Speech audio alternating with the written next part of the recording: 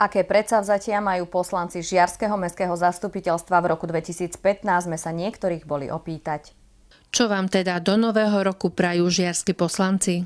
Žiarčanom do roku 2015 prajem predovšetkým pevné zdravie, lebo to je dôležité pre všetky veci, ktoré chcú v živote robiť. Potom im prajem trochu aj to šťastie, aby ich neobchádzalo. Samozrejme prajem im lásku a spokojnosť v rodine.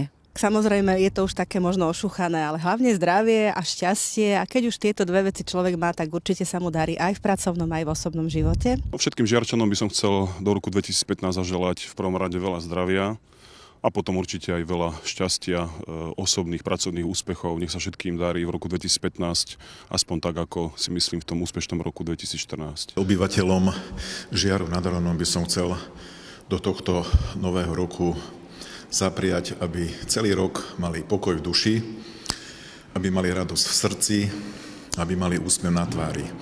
K tomu ešte im prajem pevné zdravie, šťastie a lásku. Poslanci rozhodujú o mnohých veciach zo života v meste. V čom chcú teda ľuďom pomôcť a aké majú predsavzatia do roku 2015? Keďže v roku 2014 sme urobili veľkú akciu v našom volebnom obvode číslo 3, a to je oddychovú zónu na Hviezdoške, tak s nejakými veľkými akciami v tomto obvode počítať nemôžeme. Presúva sa veľká aktivita na etapu. Ale keďže v podstate som poslanec pre celé mesto, tak samozrejme teším sa na to, že aj v ďalšom obvode bude niečo podobné. A čo sa týka nášho obvodu, predovšetkým budeme sa musieť sústrediť na akútny problém, ktorý je vždy oprava ciest a chodníkov.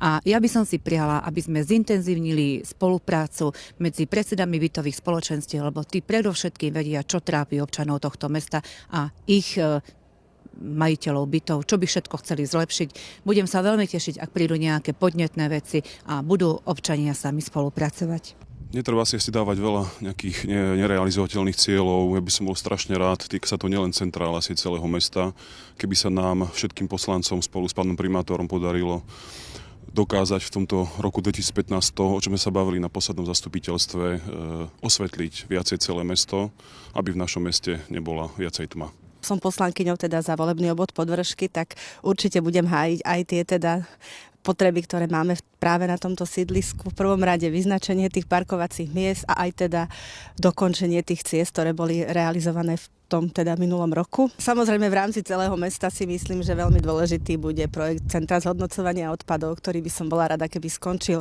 Teda dostal sa do úspešného konca a začal sa teda prevádzkovať tak, aby pre naše mesto bol prospešný.